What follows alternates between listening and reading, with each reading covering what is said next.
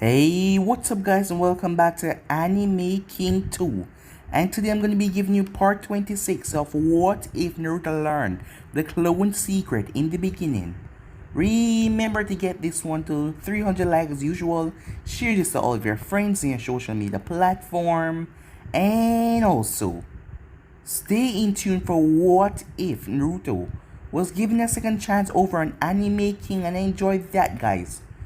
And I'm also going to be posting What If Naruto Was a God of Wayne. So stay tuned for that as well, and I hope you guys enjoy each and every episode. And I also post a new episode of What If Naruto is Disowned by Everyone. So go ahead and check out that and enjoy. And remember, if you're new and this is the first time you hear my voice and you enjoy the videos on both Anime King and Anime King 2, go ahead and click that red subscribe button and become a part of the Anime King family. And thank you for all of your help and your support. Remember to comment down below and tell me if you're new. I'll be planning talking about to all of you. So yeah, without further ado, what do you say we begin this new episode? Start the intro.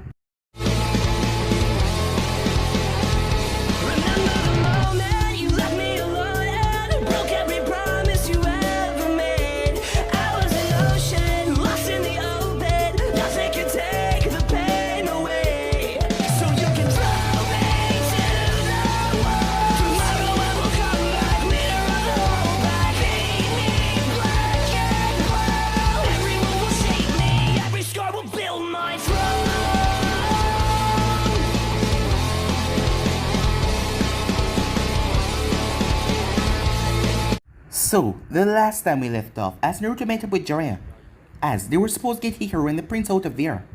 When they arrived at the gates, as a bunch of samurai showed up to face off against the three enemies, but they were ninjas, expert ninjas, so the samurais were quickly defeated.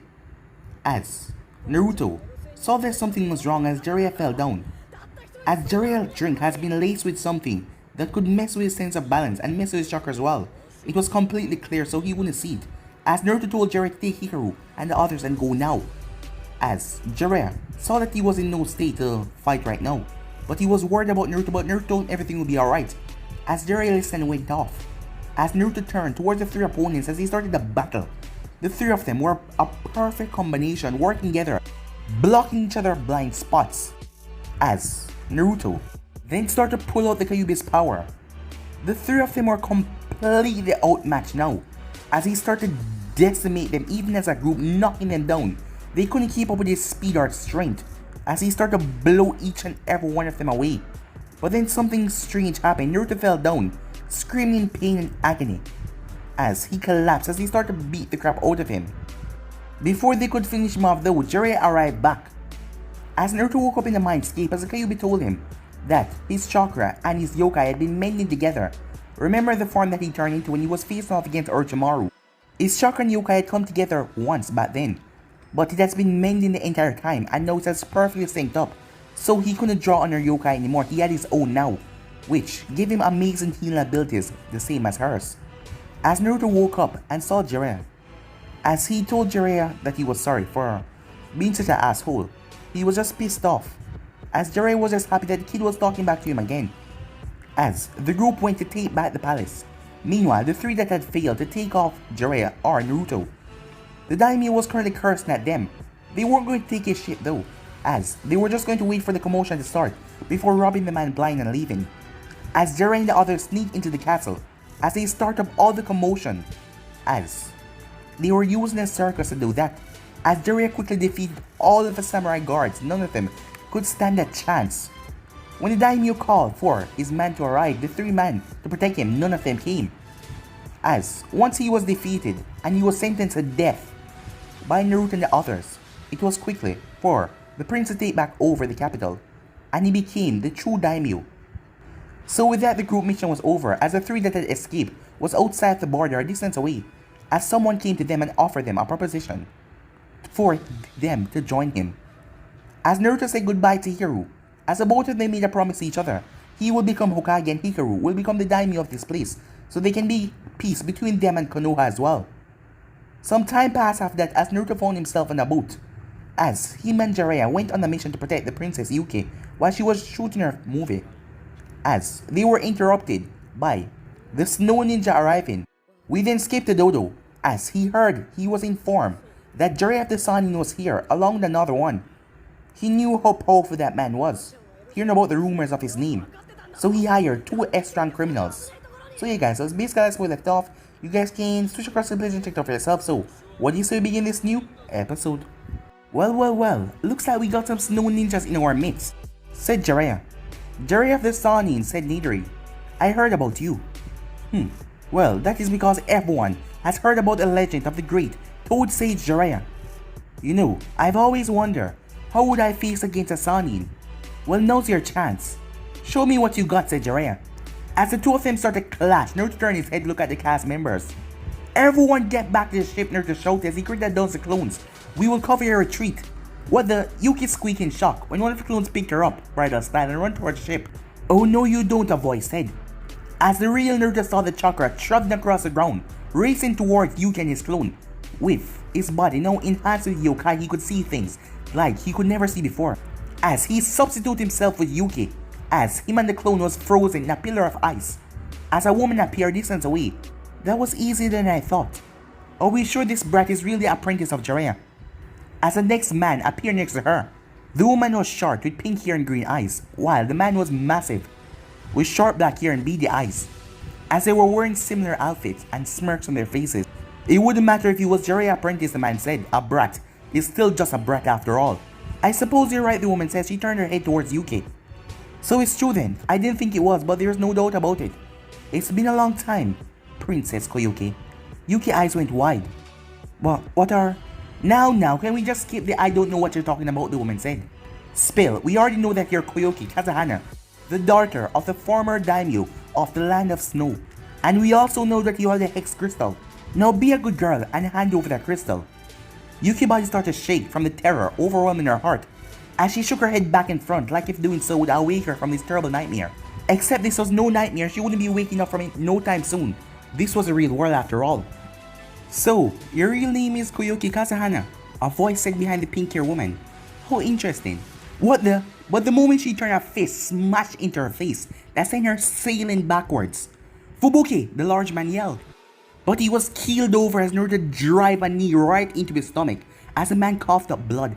Naruto wasn't finished as he jumped up and smashed his foot right into the man's face. There was a satisfied crunch as the man's nose shattered under the assault. As Naruto pulled back 2 of his hands and launched them forward, smashing into the man's armor as twin tornado smashed in it with great violent force, breaking the armor. As the man was sent sailing away, Naruto created a clone. As the clone grabbed Yuki and ran. But he saw several icebergs were going towards his clone. Naruto body flickered right in front of it.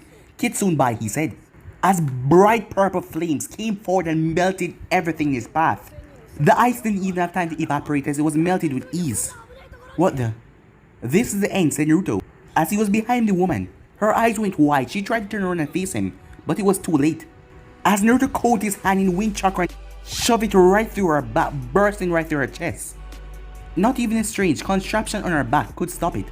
The woman blinked twice, looking down the hand that was through her chest, before she keeled over and died, as Naruto pushed her body off his hand.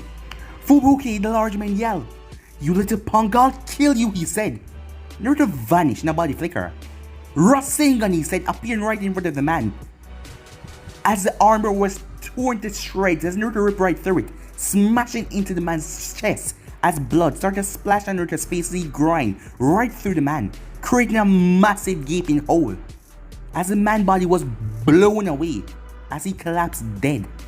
Shit, said Nidori, as he went through several hand signs before slamming his hand on the iceberg. A massive whale jumped up from beneath the iceberg, shattering it. Jiraiya and Naruto had to jump away as it descended into the sky, blocking out the sun. As it crashed back into the water with a massive splash, creating some powerful waves. That was incredible, the director shouted. Tell me, you got all of that? Yeah, we got it, said the cameraman. Good, the director said. Time skip. Okay, so why don't you explain this to me one more time, so I can understand why you think this was a good idea, Naruto asked. As he looked at the bowing, Sandio. It was just a few hours after the battle. Yuki was still unconscious and resting in her bedroom. As the entire group had gathered and they were now talking. I am terribly sorry, said Sandia, for the at least 15th time. It was never my intentions to deceive you. If it was never your intentions, then you wouldn't have lied. Don't be so hard on him, brat. I'm sure he has his reason for lying. Am I right, Sandy? Asked Jiraiya. Yes, I do, the man said, starting to sweat under Jiraiya's stare. I would have told you Princess Koyuki's identity sooner. But because of the danger she would be in, I need to keep it a secret. She doesn't know this, but she has always been in danger ever since her uncle, Dodo, has taken the throne from her father. While Dodo seemed to have forgotten her, or maybe he presumed that she died in the violence, I knew the moment word got out that she was alive, her life would become incredibly dangerous. So why the hell did you bring her back here, Naruto asked? You say you want to protect her, but then you bring her back here where her uncle is waiting. Explain this to me because I seem to have misinterpreted something. How is that protecting her at all? It seems like you're leading her into great danger, not protecting her one bit. As Sandio flinched at the accusation, but he held strong. I understand that this must make me look bad, and I won't deny bringing her back here is dangerous. Especially now that Dodo knows for sure that she's alive. However, we have no other option. What is it that you're planning, Sandio? Asked Jiraiya. You wouldn't drag her here, putting her in all kinds of danger for nothing. You are correct, I do have a reason. Her people. Many of them seem to have lost hope a long while back, when the former daimyo, Koyuki's father, died. When Dodo started his rebellion. But I believe once they see and understand that their princess is back to rule them, they will stand up and fight and finally overcome Dodo. And she will retake the throne and become the princess of the land of snow. Throughout these years, when I found her, she didn't know who I was, but it didn't matter. When I found her, I was overjoyed. And I became her manager and slowly helped her in her show business as we travel all around the world. But it's time that she finally returned and retake her rightful seat as a daimyo. After I saw her acting, I couldn't help but being amazed. She would be a wonderful leader, said Sandio. That is why I'm begging you all, please help me take back the land that Dodo stole from us. Help me retake her throne so she can rule the land like she was supposed to. Silence reigned as the director and the cameraman looked at Sandio with tears in their eyes, clearly moved by the speech. Even Jiraiya looked like he wanted to help him, but Naruto wasn't moved at all. That's nice and everything, Naruto said, but have you ever asked Koyuki how she feels about this? Excuse me, Sandio said. The girl that you're dragging back here to overthrow her uncle. Have you thought about how she feels about this? Have you even once asked her how she feels? Well, I did mention that we were going to the hidden snow. So you told her that she was going back to the place where she was nearly killed, but you didn't tell her why she was going. Well, and I'm guessing that you didn't even put her feelings into it. You probably assumed that everything would work out once you get there, didn't you? I bet you thought that you just had to have her show up and Dodo would just go down easy, right? That's not... Naruto cut the man off once again. You know, I think it's really great that you want to help and save your country and all. I really do, but what you did and what you're doing, it isn't the right way at all. You can't just force someone into a role they don't want to take. You might want to save this place, but does Koyuki? Consider that she's run off on you several times ever since you told her she was going to come here. Can you imagine that she feels the same way about it? At this point, Sandia went silent as everyone was staring at Naruto. Naruto didn't really know what came over him, but he was feeling really pissed off for some reason. Heat was surging through his veins, making him almost see pure red. The next time you want someone to do something for you, you can't just force them into that. Ask them first, damn it, Naruto said, as he then turned and walked out of the room, passing by a startled Koyuki on his way out. Well, said Jiraiya, while I don't necessarily agree with my apprentice on all points, I will say that you messed up big by not telling us the real reason why we were hired by the guards. I'm sorry, Sandia said, apologizing over and over again. Jiraiya then turned his head and looked through the door that Naruto went through. He then started to giggle. Smooth, brat. Real smooth, he said. Moments later, Naruto sat outside on the deck, his legs hanging over the railing. What was all that about back there? Why did I get so angry, he said. Mating season. Excuse me? It's something natural that we demons go through. Once a year our body became fertile and we seek partners to reproduce with. The anger you felt is most likely by that old man threatening someone you see as a potential mate. Wait, are you serious? Of course not. I am a chakra construct, Naruto. I don't have mating season, said the Kyuubi. Oh, said Naruto. Wait, did you actually believe me? She said. Of course not. Well, you sound like you were convinced, she said, that smirk. Still, why did I react like that? That didn't seem like me. But there. What the hell are you talking about? You're always defending others and getting upset on their behalf. No, it's not that, Naruto said. I felt so angry, I felt like I wanted to throw Sandia through a wall. Well, I'm not the expert on this, consider that we're in uncharted territory. But it might just be another side effect of your chakra, mixing with mine. Humans weren't meant to fully wield the Bejeweled chakra. They have a seal to keep their chakra separated, but yours has completely mixed with mine and created new yokai for you, which means there is no seal filtering out my chakra. So you're saying because you're raw, undilated chakra is running through my coils, it's making me angry. Yes, my chakra react powerful to emotions, most negative are rage. Great, Naruto said. Another thing for me to worry about. It seems like you have a guess. I know, said Naruto. I know you're there. Why don't you come closer? It will be easier for us to talk than shouting. Nothing happened for several seconds, but then someone then stepped out. As they shuffled forward, stepping forward, as the overhead lamps showed their features, it was Koyuki. Shouldn't you still be in bed, Naruto asked? You had a hectic day. It might be better if you rest some more. I heard what you said back there, completely ignoring his question. To send you, I mean. You did, huh? Why did you defend me like that, she asked.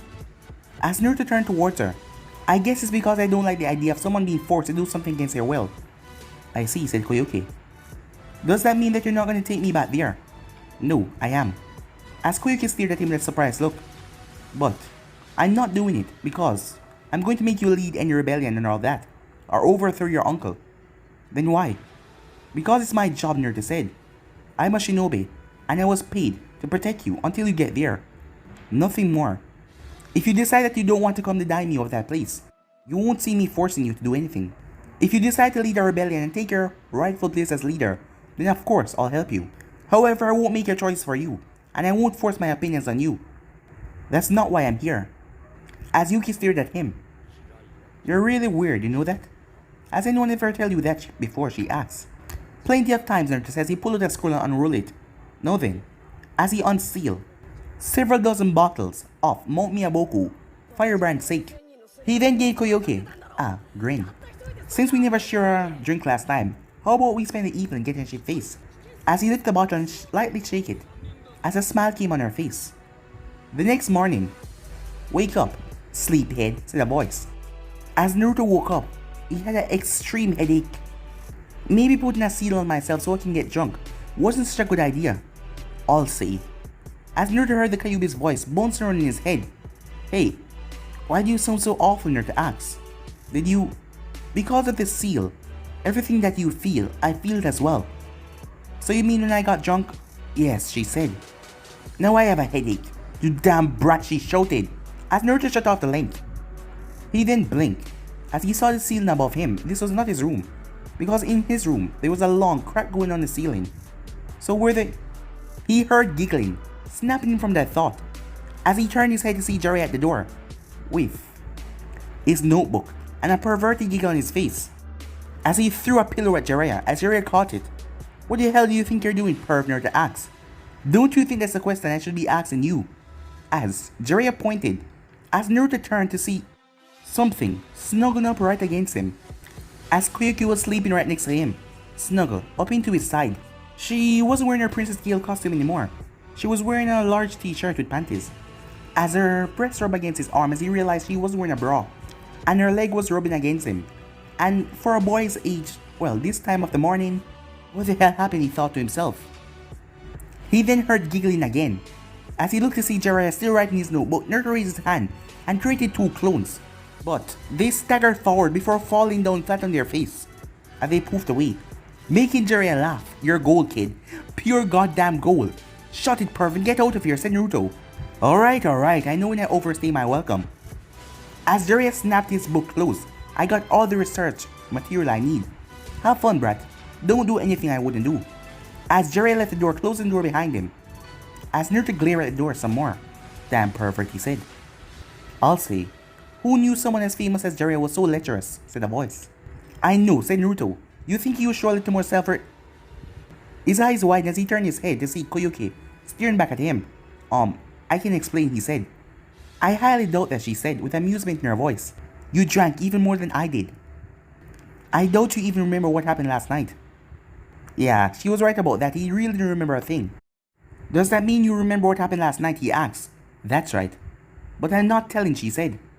As Naruto sighed, he was about to move, but she held on to him. Don't move, she said. I'm rather comfortable right now, and I'd rather not get up. As she had her legs wrapped around his leg.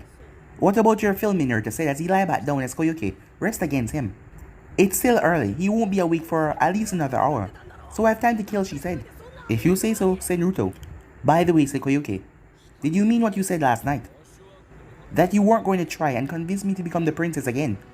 Of course I did, Naruto said. You can't force choices onto someone. And honestly, what you do with your life isn't really any of my business. I was hired to protect you, nothing more. I see, said Koyuki. And if you're in my position, what would you do? As Naruto closed his eyes for a few seconds. Yes, I would, he said. If it was me, there is no way I could sit back while some douchebag sits on my throne. I don't know about you, but I hate you when people try to walk over me and take what is mine. But it's just like I said, it's your choice. And if you want my help, you know I'll be there, he said. And if you want to take your kingdom back, just let me know and I'll shove a Rasengan straight up Dodo's ass, Naruto said.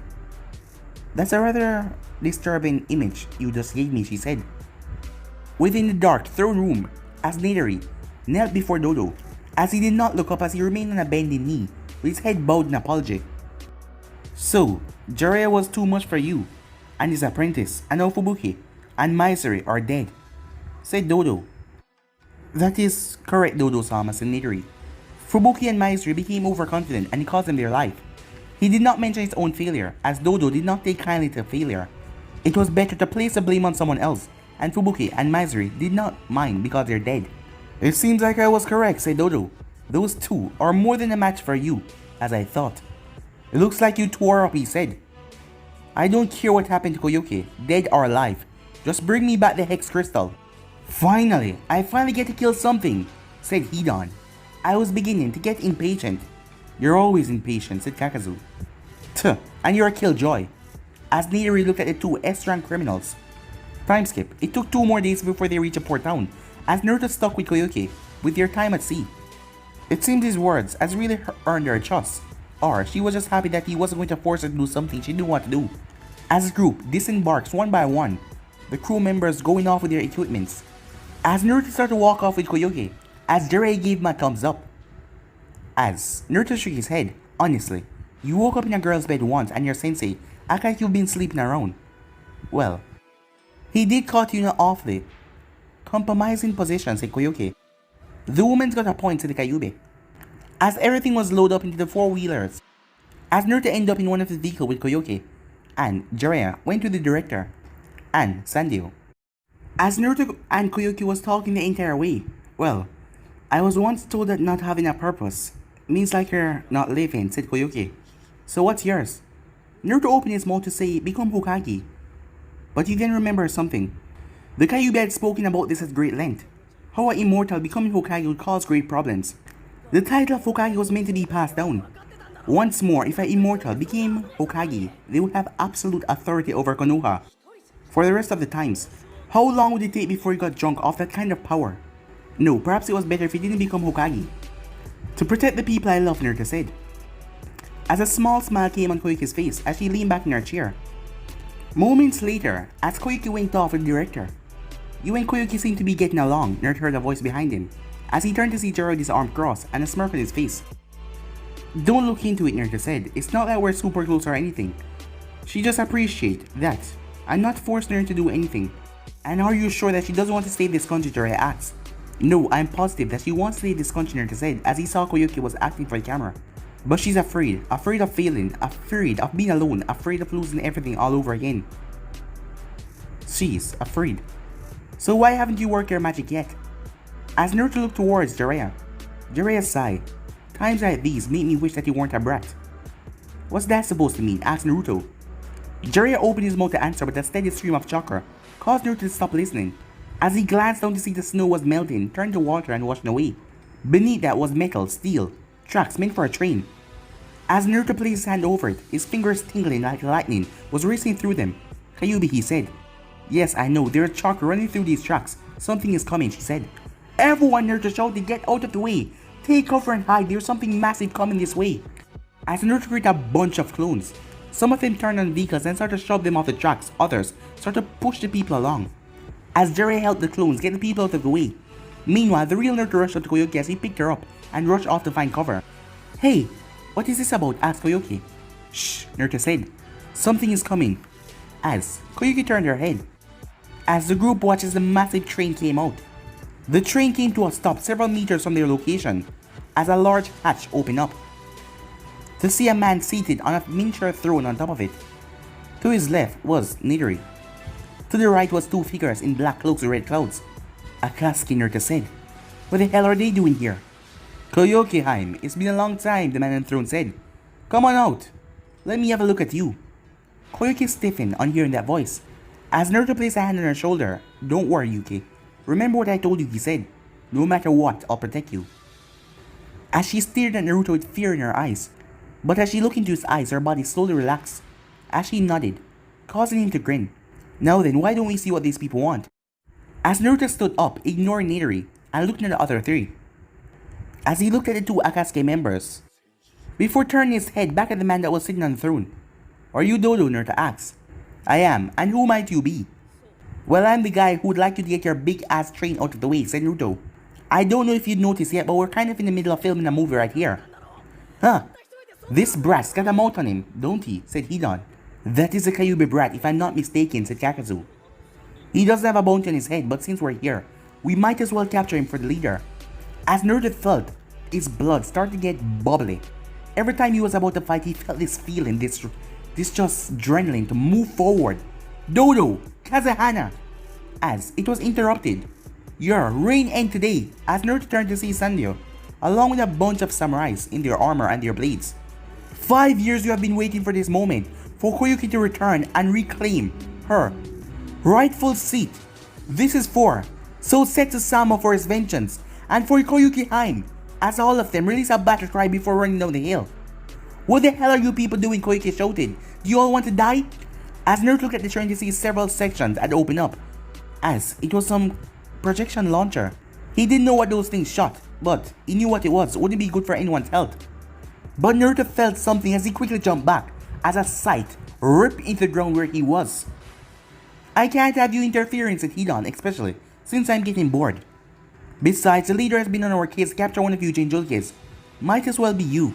As Naruto looked over at the samurais to see 100 kunais were launched from a train, Earth style, as a massive wall erupted from the ground. As Jiraiya was on top of the wall, do you think the great Jiraiya-sama will let you kill the people he was protected to watch?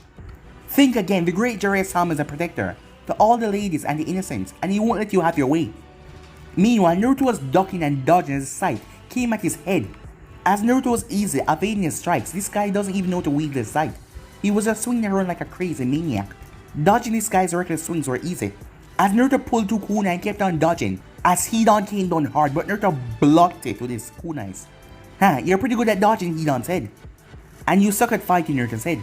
"Kamikaze, Seike," Naruto said. As a massive wind attack blew from Naruto and smashed right into Hidan with tremendous force as blood and teeth flew from Hidan. As Hidan stumbled backwards, as Naruto leaped forward to end the fight, channeling wind chakra into his kunai, tossed it right at the man's head. The kunai split right through his forehead and went through another side, through his back of his head, as the man's body collapsed down. As Naruto then turned and started to walk away. "He's not dead," the Kyuubi said. As Naruto rolled out of the way, as the man's foot smashed where he was. Naruto then turned, as he saw the man had a giant hole in his head, blood still gushing out of it. "Oh, how the hell you're not dead? That hurts shit for brains," said Hidan. "I'm gonna kill you for that. I'm gonna cut you up real good," he said, as he lifted up his sight. Naruto had no clue what was going on. This man should be dead right now. But he wasn't about to let this man know that he was currently panicking. "You're welcome to try," Naruto said, "but I guarantee that you will lose." "Oh well, let's see about that brat," said Hidan as he launched towards Naruto once more. Meanwhile, thousands of black threads tried to impale Jiraiya through the chest, but they quickly retracted when Kakazu's feet was nearly caught in a swamp, as he leapt into the air and jumped back several meters. As Jiraiya stood back up, "Jiraiya of the Sanin," said Kakazu, as if he wasn't talking to one of the most powerful shinobis in the elemental nations right now.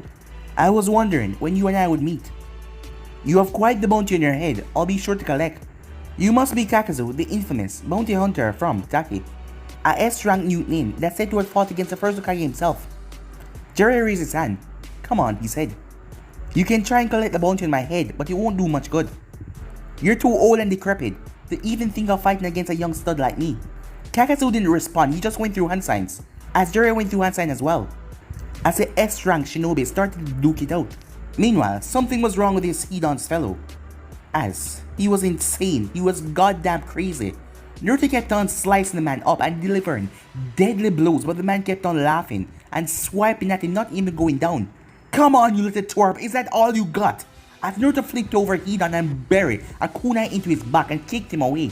As Naruto started to retreat back, as Hidan kept on swinging the sight at Naruto left and right. Naruto jumped away and tossed a kunai at Hidan and went through some series of hand signs. As the kunai multiplied into 20, Hidan simply rushed forward his ultimate impale him, as he just laughed. Huh, you think something like that worked on me? Trust me, brat, you can't kill me, Hidan shouted. As Naruto turned to face him, as Hidan rushed forward and leaped, Kitsune by Naruto's head. As the purple flames appeared in his hands like a small tiny ball, he tossed the balls at Hidan, one slamming into his chest and the other detonated right in his face. The first explosion knocked him back, with the second sent him crashing into the ground. As Naruto leaped into the air and twisted his body, just as he passed over Hidan, he unleashed a swift double punch with pure wind. Two powerful tornadoes came down and tear right into the ground, ripping down into Hidan. As Naruto landed, looking around, Naruto, he's underground. The moment the Kyuubi said that, the ground was ripped apart by a three-blade scythe, but Naruto jumped away, as Hidan's arm burst to the ground along the rest of his body. Almost had you there. Damn it, what will it take to kill this guy, Naruto thought. Ready or not, here I come, Hidan said. As Hidan attacked Naruto with a powerful swipe, but Naruto blocked it, but Hidan then spun around the kick, smashing right into Naruto's ribcage as he was sent sailing. As Hidan leaped forward and drive the sight down straight towards Naruto, as it tear right into him. Poof. Naruto exploded into smoke. What the hell, said Hidan? Hidan felt something at force smash in the back of his head, so gruesome his head smashed straight into the rock formation, cracking it. As Naruto took in a deep breath and fired out several wind bullets from his mouth, the wind spears tore into Hidan like his body was made of soggy paper, ripping holes and holes and holes through him, as gore and flesh was everywhere. God damn it, Hidan swore his body was being teared to pieces. That hurts, he screamed, as he then got back to his feet. Once Naruto had finished, holes were opening up inside of his body. Blood was just gushing. You're gonna get it now, you goddamn turd. As Hidan leaped forward once more. Meanwhile, Koyuki was hiding, watching the battle take place, as she watches Naruto fight against a ninja that her uncle had hired, as it was clear to her that Naruto's enemy was the one that was taking the beating. If Naruto is this powerful, then maybe he can. But then she heard something behind her. Hello, Koyuki Haim. Her eyes widened, but before she could turn, something smashed into the back of her neck, as everything went dark. Moments later, Naruto was getting tired. It was a first for him, being a Jinchuriki, and not a human anymore. He had incredible stamina, but this guy just kept on coming. The amount of brutal and deadly assaults that Naruto licked this guy with, and he just kept on coming one after another. As Naruto created two clones, Hidan swung his side as he leaped over it. Hidan then twisted his side as he brought it up as he dispelled one of them, but the other one came around a brutal kick to his face, knocking him back, as Naruto created a third clone that grabbed him and thrust him forward. Hidan saw Naruto coming, as he smirked and raised his sight to clean Naruto in half. But Naruto substituted his clone that was beside Hidan and appeared right beside him in his hand. Giant Rasengan, Naruto said, as he smashed it right into Hidan's face. A massive explosion went off, throwing Hidan's body away, as he looked to see Hidan still standing, but not fully intact. You little shit, I'll kill you, Hidan screamed. Hidan's left arm was no longer there, it was missing from the shoulder down. He was also missing his right leg.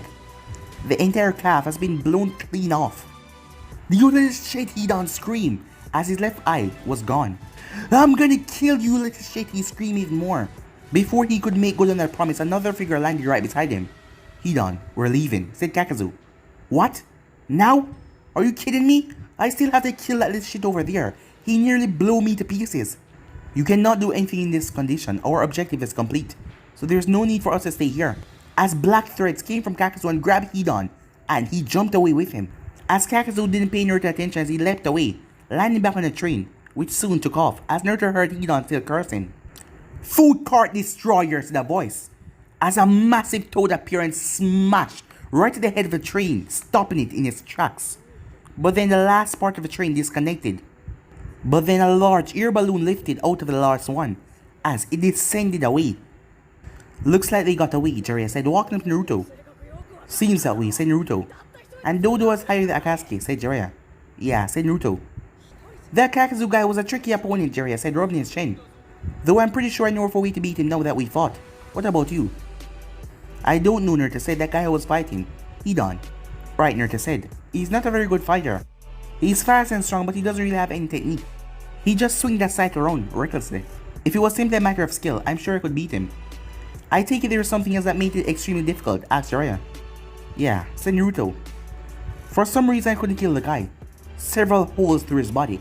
I even hit him with a massive Rasengan. And the guy just stood, even though I blew arms and legs and tear one of his eyes out. I even threw a kunai right through his skull. He just kept coming back like a goddamn zombie. I guess that explains his nickname. I always wonder why they call him Hidan the Immortal, said Jiraiya. Not being able to die despite the injuries would explain that. Great, Naruto said, so I'm fighting an immortal now. That is exactly what I wanted to do on this mission. But still, what are the chances of me finding another immortal? Is he the same as me, Naruto asked. Doubtful, said the Kyuubi. You are unique, a human that has been dosed with so much of my chakra that your very body has been changed, your cells have been charged with a power that humans are never meant to wield, which is what gives you your incredible healing abilities. And the way you got your power was the special way indeed. Even if another Biju did this, the Jinchuriki wouldn't gain their power, and that man is not a Jinchuriki indeed. Furthermore, his chakra is completely human, but there's something strange about it. What is stranger to ask? I am not sure, it just didn't feel natural. I'm not sure I follow, said Naruto. Well, it felt unnatural, like it didn't belong to him, or like it was artificial created. Oi, brat, you listen to me? As Naruto turned back towards Jiraiya. No, said Naruto. Disrespectful brat. Dirty old man, said Naruto. Anyway, let's make sure everyone's alright. As Jiraiya turned back to the field crew and the samurai. As Naruto blinked and looked around, hey, where's Yuki, he said. Meanwhile, on the Zephyrine. Now, my dear, said Dodo. You don't have to be so hostile. Damn it, a voice said. As the two of them turned to see Hidan, as Kakazu was sewing up his body. Well, he couldn't do anything for Hidan's missing eye, as Naruto Rasengan completely obliterated that. That hurts, Kakazu, can't you be more gentle? No, I won't baby you because you're an idiot. This is your fault, for allowing yourself to get torn apart like that damn idiot. Screw you, you money-grubbing little shit, Hidan screamed back. Religious zealous. Without any goddamn sense, said Kakazu, as the both of them started to insult each other. As I was saying, I merely want to speak with you, said Dodo. I don't believe you. If all you want to do was talk, then you wouldn't have your henchman kidnap me. Clever girl. Perhaps a little too clever. You're right, I'm after something. The Hex Crystal. The Hex Crystal, said Koyuki. Yes. The legacy of the Kazahana family. I believe the key to that lies in the Hex Crystal.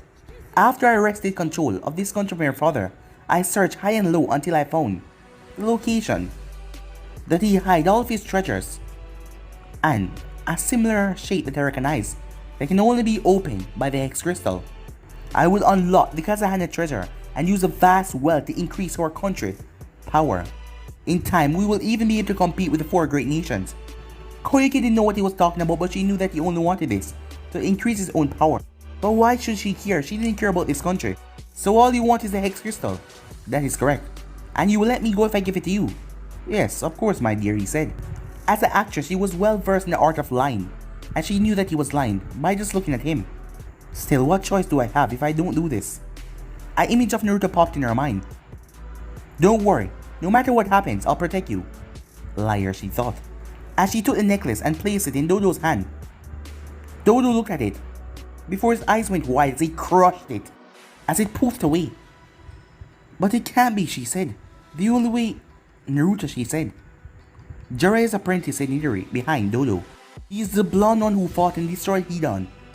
He didn't destroy me, you goddamn moron. Kakazu, what the hell? What the hell is your problem? You're my problem. Now shut up and let me work. Before becoming Jiraiya's apprentice, I heard that he was a genin under the command of Kakashi Hatake. The copy ninja, said Dodo. The very same, said Nidori. Kakashi was there when you overthrew your brother. It would not surprise me if he told him what you knew. Naruto, she thought. He must have replaced it with a fake while she was unconscious, but why would he do that? Was it because he didn't trust her?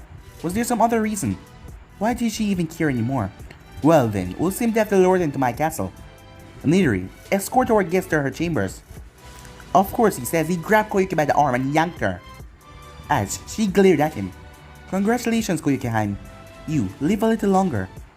Time skip as Dodo was in his throne room with Hidan and Akatsuki as a man burst inside, dressed in the traditional grey. My lord, you told us to tell you when Jiraiya of the Sani shows his face. He's on his way here with an army of samurais. Army of samurais, you say, said Dodo. It must be that group we almost killed a while back, said Midori. What will you have me do, my lord? Dodo thought about the situation. This seemed like a feint, having an arm like that coming a full cross attack. But still, it was Jiraiya of the Sani. Midori, I want you to take our troops out and meet Jiraiya in combat and destroy him. Yes, my lord. Hold the hell on, said Hidan. You want to use these dipshits in a fight and not me? What the hell, man? I thought I'd finally be allowed to kill people and now you're telling me that they are going to fight instead? Shut up, Hidan. We're not getting paid so you can run your mouth. I don't care about getting paid, Jashin. Only need to be paid in blood. Do not worry. I have another plan for you too, said Dodo. Meanwhile, Jiraiya was on a cliff overlooking the fortress. The gates start to open and shinobi start to come out. He smirked, one ninja against the army. I feel so nostalgic right now. As he went through hand sign, summoning jutsu, as it was just two short puffs. What the hell are you doing summoning us out here to somewhere where it was so cold? Yeah, Jiraiya boy, I hope you have a good explanation why you're calling us out like this. As the two toads are sitting on his shoulder, Ma and Pa. I am sorry for calling you out like this, but I need your help, said Jiraiya. Huh? You want to enter Sage mode? But you always complain about how ugly it makes you, said Pa. Well, I'm not worried about impressing the ladies today, so it's okay, said Jiraiya. Said Shima. You really are a less shaker, Jiraiya-chan. I'm sorry, he said. Anyway, would you two mind giving me a hand? Fine, fine, said Ma. We'll help you out this time. She clapped her hands together, as Pa clapped his hands together as well. But you know, Jiraiya boy, you really should learn together. Senjutsu on your own. Yeah, I plan on teaching Naruto to become a sage. So, at some point, I guess I have to start my training back up again. Once his mission is over. Very well, said Pa. Fine by me, said Ma. As Jiraiya felt the power rushing through his body, as his appearance started to change. Alright, he said. Let's go wreak havoc on these fools, as he jumped straight off the cliff and landed in a boom. Several kilometers away, the army that was with Jiraiya, all of them disappeared in a poof. Meanwhile, good thing that you still remember this underground passage, said Naruto as he was with Sandio. Otherwise, sneaking into the palace would have been a hell of a lot harder, said Naruto. As the two of them made their way, as they came upon cells, many of them that looked old and rusty. As Naruto and the others walked through the prison, there was no telling who might be around. This place was a prisoner for criminals, but since Dodo killed anyone he seen as a criminal, it has been abandoned. Not quite, said Naruto. What? Be quiet. Naruto stopped everyone and had them hide under the walkway. A footstep echoed from above. As Naruto gestured for them to remain where they were, as he channeled chakra to his legs and leaped up in the air. As the footsteps were getting closer, as Naruto stick to the roof, as a guard was walking away. As Naruto landed right behind the man and grabbed his neck. Snap! He broke the guard's neck and rested his body down gently before removing the keys. As he then started to search until he found who he was looking for. As he saw her, as she was holding her head down inside of one of the cells. Koyuki, he said. She raised her head as her eyes widened. Naruto, she said. What are you doing here? How did you find me? Shh, said Naruto. Keep it down or some other guards might hear you and rush come. As Sandio and his samurais came up. Princess Koyuki, are you alright? Sandio asked. Naruto slapped his forehead as he just finished telling Koyuki to be quiet, and these, all of them were shouting. Meanwhile, he's a demon! A monster! A monster! Run! One moment the shinobis are on their way to defeat the army, but then the army just vanished. And then this monster just bear into them, snapping and cracking necks, firing off massive techniques that incinerated at least 20 of them in seconds. Many of them were trying to flee, but Jiraiya would not let them.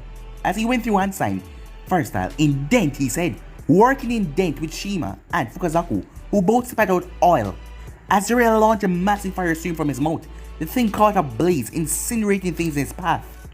Jiraiya then spun as a massive rustling gun form, larger than anything he has produced so far, as it smashed into a large group, rippling out a massive explosion and tear them away.